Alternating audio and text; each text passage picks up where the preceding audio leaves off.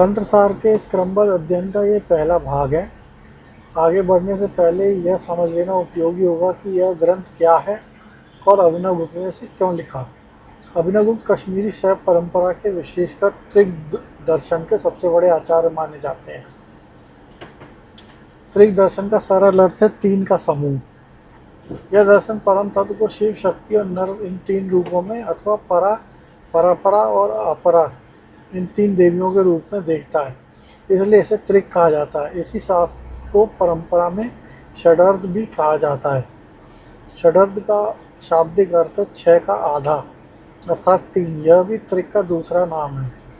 अभिनवगुप्त ने संपूर्ण त्रिक दर्शन और उसकी साधना पद्धति का एक विशाल विवेचन अपने दूसरे ग्रंथ महाग्रंथ तंत्रलोक में किया है। तंत्रलोक पद में अत्यंत विस्तृत है और आगमों का गहन तर्क, अनेक पक्ष प्रतिपक्ष और सूक्ष्म विचारों से भरा हुआ है। अभिनवगुप्त स्वयं जानते थे कि हर अधिकारी व्यक्ति उस विशाल ग्रंथ में प्रवेश नहीं कर सकता, इसलिए उन्होंने उसी का सार सरल और सीधी गद्य भाषा में प्रस्तुत किया और उस ग्रंथ का नाम रखा तंत्र सार, जो कि अब हम आगे जिस पर चर्चा करेंगे। ग्रंथ के आरंभ में वे स्वयं इस प्रयोजन को बताते हैं। उनका आशय यह है कि तंत्रलोक इतना विस्तृत है कि सब लोग उसमें गहरे नहीं उतर सकते, इसलिए रजु अर्थात सीधे सरल वचनों में यह तंत्रसार रचा जा रहा है ताकि सार रूप में वही ज्ञान सबको सुलभ हो सके। यहाँ तंत्र शब्द का अर्थ भी समझ लें। तंत्र का सामान्य अर्थ है विधि या प्रणाली, किंतु इस परंपरा में तंत्र का विशेष अर्थ है, वो है आगम ग्रंथ जो स्वयं शिव के मुख से निकले हुए हैं, उनके परम तत्व का ज्ञान और उनकी प्राप्ति का उपाय। आगम का अर्थ है जो परंपरा से चला आया हो, अर्थात शिव से गुरु शिष्य क्रम में उतरा और वहाँ से आगे शास्त्रों में आया। तो तंत्रसार का अर्थ हुआ समस्त तंत्रों का, विशेषतः त्रिक आगमों का निचोड़। अब ग्रंथ का मंगलाचरण देखते हैं। मंगलाचरण का अर्थ है ग्रंथ के आरंभ में किया गया शुभ स्मरण, जिससे वह कार्य निर्विघ्न पूरा हो। यहाँ यही वो प्रसिद्ध स्थापना है जो तंत्र लोक में भी है, और इसकी सबसे बड़ी विशेषता यह है कि इसके दो अर्थ एक साथ चलते हैं। एक अर्थ अभिनवगुप्त अपने जीवन से जुड़ा मानते हैं और दूसरा अर्थ परम तत्व से। पहले अर्थ में वे अपने माता का स्मरण करते हैं जिनका नाम विमला है, जो निर्मल कला की आश्रय हैं और जिन्होंने अभिनव नाम की इस नई सृष्टि अर्थात स्वयं अभिनवगुप्त को जन्म दिया है। इसी प्रकार वो अपने पिता का स्मरण करते हैं जिनका नाम नरसिंहगुप्त है। इस प्रकार पहला अर्थ हुआ मेरे माता पिता के संयोग से उत्पन्न मेरा ये शरीर हृदय स्फुरित हो खिल उठे। किंतु दूसरा अर्थ ही इस दर्शन की आत्मा है। उस अर्थ में जननी यानी कि शक्ति, जो विमल अर्थात निर्मल कला का आश्रय है, जो सदा अभिनव अर्थात नित्य नूतन सृष्टि करती रहती है।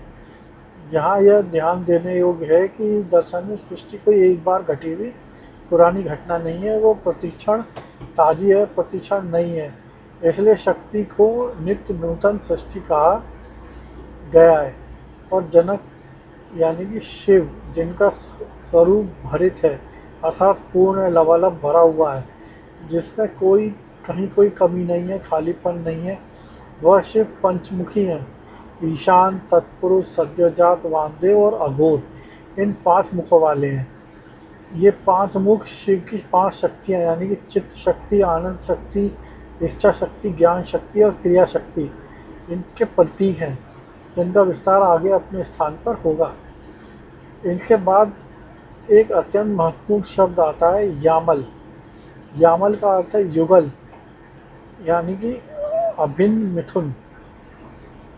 शिव और शक्ति का यामल अर्थात उनका नित्य सामरस्य, जहाँ दोनों दो होकर भी दो नहीं है। सामरस्य का अर्थ है एक रस हो जाना, ऐसे घुल मिल जाना कि अलगाव का कोई रेखा शेष न रहे। इस यामल से जो स्फुरित होता है वह है भाव विसर्ग। विसर्ग का शाब्दिक अर्थ है छोड़ना यानी बाहर प्रकट करना। दार्शनिक अर्थ में विसर्ग वह परम शक्ति स्पंद है जिससे संपूर्ण जगत के भाव अर्थात समस्त पदार्थ बाहर प्रकट होते हैं। और फिर भी वे परम तत्व से बाहर नहीं जाते। यह विरोधाभास जैसा लगता है, पर यही इस ग्रंथ की कुंजी है। बाहर प्रकट होना, बाहर फेंके जाना नहीं। जैसे समुद्र में लहरें उठकर भी समुद्र में ही रहती हैं, बिल्कुल वैसे ही इस सब का जो केंद्र है उसे अभिनवगुप्त हृदय कहते हैं। यहाँ हृदय का अर्थ शारीरिक मांस मज्जा का पिंड नहीं है। दार्शनिक अर्थ में हृदय का अर्थ है समस्त विश्व का अंतरम सार, वह चैतन्य भूमि जहाँ सब कुछ प्रकट होता है और जिसमें सब कुछ विश्राम पाता है। यह हृदय कैसा है? अनुत्तर अमृत से भरा हुआ। अनुत्तर इस दर्शन का एक अत्यंत महत्वपूर्ण पारिभाषिक शब्द है। इसका शाब्दिक अर्थ है जिससे उत्तर यानी कि ऊपर या श्रेष्ठ कुछ नहीं हो। दार्शनिक अर्थ में अनुत्तर वह परम तत्व है जो सबके परे है, जिसकी तुलना में कुछ भी रखा नहीं जा सकता, जो प्रश्न और उत्तर दोनों के अतीत है। अमृत का अर्थ है जो कभी मरता नहीं है, नित्य आनंद रस। और कुल का सामान्य अर्थ है परिवार या समूह, किंतु इस परंपरा में कुल का दार्शनिक अर्थ है शक्ति का वो पूर्ण समग्र रूप जिसमें शरीर से लेकर विश्व तक सब कुछ समाया हुआ है। तो मंगलाचरण में यह प्रार्थना हुई कि शिव शक्ति के नित्य सामरस्य से पूरे विश्व के प्रकट करने वाला अनुत्तर अमृत से वह पूर्ण हृदय मेरे भीतर स्फुरित हो और प्रकाशित हो। ध्यान देने वाली बात यह है कि अभिनवगुप्त किसी बाहरी देवता से वरदान नहीं मांग रहे, वे अपने ही परम स्वरूप के स्फुरण की और उसके प्रकट होने की कामना कर रहे हैं। यही इस पूरे ग्रंथ की दिशा भी है। आरंभ में अभिनवगुप्त अपने गुरु का स्मरण करते हैं, श्री शंभुनाथ, जिन्हें वह सूर्य के समान कहते हैं, जिनके चरणों के प्रकाश से उनके हृदय कमल का संकोच दूर हो गया। जैसे सूर्य के उगने के कमल खिल जाता है, वैसे ही गुरु के प्रकाश से शिष्य का हृदय खिलता है। यही इस उपमा का भाव है। यह केवल औपचारिक गुरु वंदना नहीं, यह त्रिक दर्शन परंपरा में ज्ञान गुरु मुख से ही खिलता है। और अभिनवगुप्त बार बार यह स्वीकार करते हैं कि त्रिक का रहस्य उन्हें शंभुनाथ से ही प्राप्त हुआ।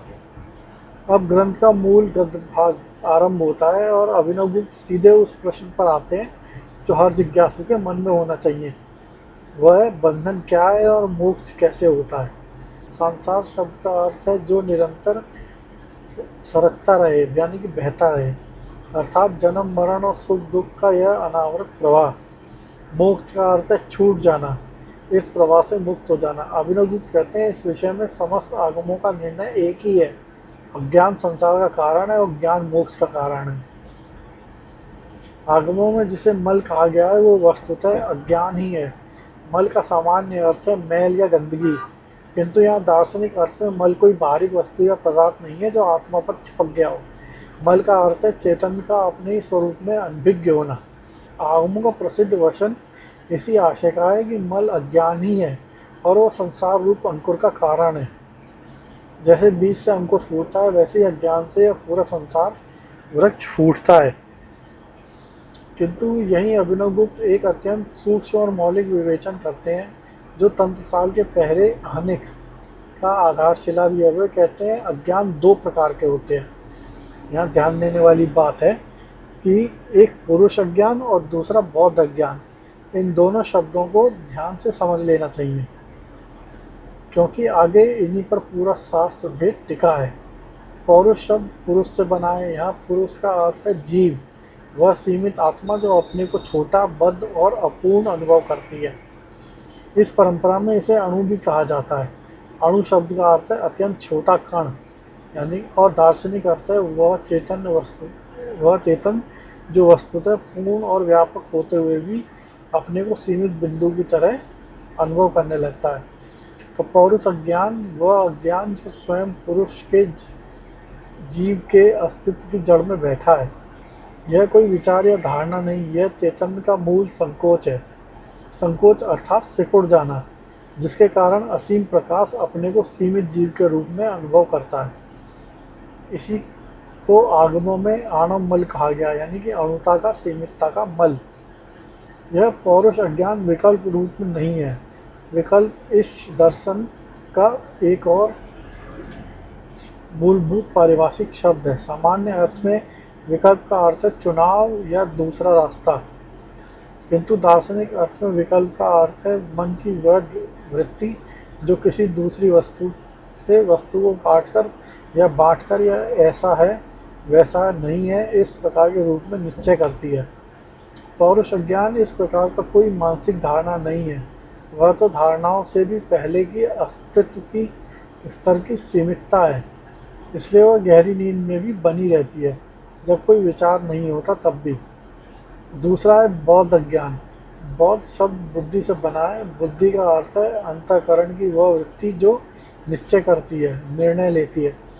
तो बौद्ध अज्ञान वह अज्ञान है जो बुद्धि के स्तर पर रहता है और वह विकल्प रूप है, निश्चय रूप है। इसके दो रूप हैं, या तो विपरीत निश्चय जैसे शरीर को आत्मा मान लेना, अपने को अपूर्ण और दीन मान लेना, या फिर यथार्थ का अनिश्चय अर्थात अपने वास्तविक स्वरूप के विषय को दृढ़ निश्चय ही न होना।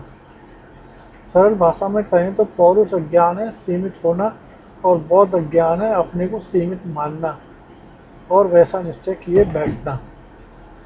अब जैसे अज्ञान के दो प्रकार हैं वैसे ही ज्ञान के भी दो प्रकार हैं, पौरुष ज्ञान और बौद्ध ज्ञान। पौरुष ज्ञान वह है जो अस्तित्व के स्तर पर आत्मा की शिवता को खोल देता है, संकोच को ही गला देता है, और बौद्ध ज्ञान वह है जो बुद्धि के स्तर पर यथार्थ का दृढ़ निश्चय है, इस रूप में कि मैं पूर्ण हूँ, यह समस्त विश्व ही मेरा वैभव है। ध्यान रहे यह निश्चय भी तकनीकी दृष्टि से एक विकल्प ही है, किंतु यह शुद्ध विकल्प है, ऐसा विकल्प जो अन्य सब विपरीत विकल्पों को काटकर अंततः स्वयं ही निर्विकल्प अनुभव में विश्राम पा जाता है। निर्विकल्प का अर्थ है विकल्पों से रहित वह सीधा अनुभव जिससे मन की काटछाट नहीं होती। शुद्ध विकल्प के अभ्यास को परंपरा में विकल्प संस्कार कहा जाता है, अर्थात विकल्पों का परिष्कार जिन्हें क्रमशः शुद्ध करते जाना है। इसका विस्तृत विवेचन आगे शाक्य उपाय में आएगा, यहाँ केवल संकेत ही पर्याप्त है। तो अब प्रश्न उठता है कि इन दोनों अज्ञानों का नाश कैसे हो। यह यहाँ अभिनवगुप्त दीक्षा का प्रसंग लाते हैं। दीक्षा शब्द का पारंपरिक अर्थ है वह क्रिया जो ज्ञान देती है और मल का क्षय करती है। देने के अर्थ वाली धातु और क्षय के अर्थ वाली धातु, इन दोनों के योग से दीक्षा शब्द का बनता है। दीक्षा वह आगमुक्त विधि है जिसके द्वारा गुरु शिष्य के पूर्ण पौरुष अज्ञान को और उसके मूल को नष्ट करता है। किंतु अभिनवगुप्त यहाँ एक सूक्ष्म बात कहते हैं, दीक्षा भी बिना बौद्ध ज्ञान के संभव नहीं है, क्योंकि दीक्षा के पहले बुद्धि में यह निश्चय चाहिए कि यह तत्व सत्य है, यह मार्ग ग्रहण करने योग्य है। यह निश्चय बौद्ध ज्ञान का ही रूप है। अतः बौद्ध ज्ञान दीक्षा का द्वार है। और इससे भी महत्वपूर्ण बात आगे मान लीजिए दीक्षा मिल गई और पौरुष अज्ञान नष्ट हो गया, किंतु उसका बौद्ध अज्ञान बना रहा, अर्थात बुद्धि में अब भी देह अभिमान और अपूर्णता का निश्चय चलता रहा। तो ऐसे साधक मुक्त तो होगा, किंतु शरीर छूटने के बाद। जब तक शरीर है तब तक बुद्धिगत भ्रांति उसे पूर्णता का अनुभव नहीं करने देगी। इसे विदेह मुक्ति कहते हैं, देह के अंत पर होने वाली मुक्ति। किंतु जिसका बौद्ध अज्ञान भी ज्ञान से नष्ट हो गया है, जिसकी बुद्धि में मैं ही शिव हूँ यह निर्णय पूरी रूप से दृढ़ हो गया है, वह इसी शरीर में जीते जी मुक्त है। इसी को जीवन मुक्त कहते हैं, जीवित रहते हुए भी शरीर से मुक्त। जीवन मुक्त के लिए शरीर बंधन नहीं रहता, वह शरीर के रहते हुए भी अपने को पूर्ण चेतन के रूप में अनुभव करता है। अभिनवगुप्त की दृष्टि में यही इस शास्त्र का सर्वोच्च फल है। इस पूरे विवेचन में एक निष्कर्ष अपने आप निकलता है और अभिनवगुप्त से स्पष्ट भी करते हैं कि बौद्ध ज्ञान अर्थात शास्त्र जन सम्यक निश्चय का स्थान सर्वोपरि है। दीक्षा उसी से सार्थक होती है और जीवन मुक्त उसी से सिद्ध होता है। और यह बौद्ध ज्ञान कहाँ से आता है? शास्त्र के श्रवण, अध्ययन और मनन से। इसलिए शास्त्र का अभ्यास केवल विद्वत्ता का विषय नहीं है, यानी बुद्धि का विषय नहीं है, साक्षात मोक्ष का साधन है। फिर भी प्रश्न होता है कि शास्त्र तो अनेक हैं, किसका आश्रय लें। अभिनव गुप्त का उत्तर है, जो शास्त्र पूर्ण ज्ञान दे वही श्रेष्ठ है। उनकी दृष्टि में समस्त आगमों का सार, उनका उच्चतम शिखर त्रिक अर्थात षडर्थ शास्त्र है, क्योंकि वही परम तत्व को उसकी पूर्णता में बिना किसी सीमा संकोच के प्रकट करता है। यहाँ पूर्ण शब्द पर ध्यान दें। ज्ञान की पूर्णता का अर्थ है ऐसा ज्ञान जिसमें तत्व का कोई पक्ष छूटे नहीं, जो केवल निषेध से नहीं अपितु विश्व को भी परम तत्व के वैभव के रूप में स्वीकार करते हुए सबको चैतन्य में समेट ले। इसी पूर्ण ज्ञान को देने के लिए तंत्रसार की रचना हुई है। तो यहाँ तंत्रसार का जो उद्देश्य है वो क्लियर होता है एक तरीके से कि क्यों तंत्रसार की रचना हुई है, क्या उसके सुनने से फल मिलेगा। यहाँ ये पहला भाग स्वाभाविक रूप से पूर्ण होता है, किंतु एक प्रश्न अभी भी खुला है। वह पूर्ण ज्ञान जिसकी इतनी महिमा कही गई है, उसका विषय क्या है? वह कौन सा तत्व है जिसे जानना ही मोक्ष है? अभिनवगुप्त पहले आने में इसके आगे एक प्रश्न का उत्तर देते हैं। वह तत्व है प्रकाश स्वरूप चैतन्य, स्वतंत्र महेश्वर, जो कोई और नहीं स्वयं अपना ही आत्मा है। अगले भाग में हम इस विषय पर प्रवेश करेंगे, परम तत्व का स्वरूप, प्रकाश, विमर्श और स्वातंत्र्य। इसी के साथ ये भाग यहीं समाप्त करते हैं।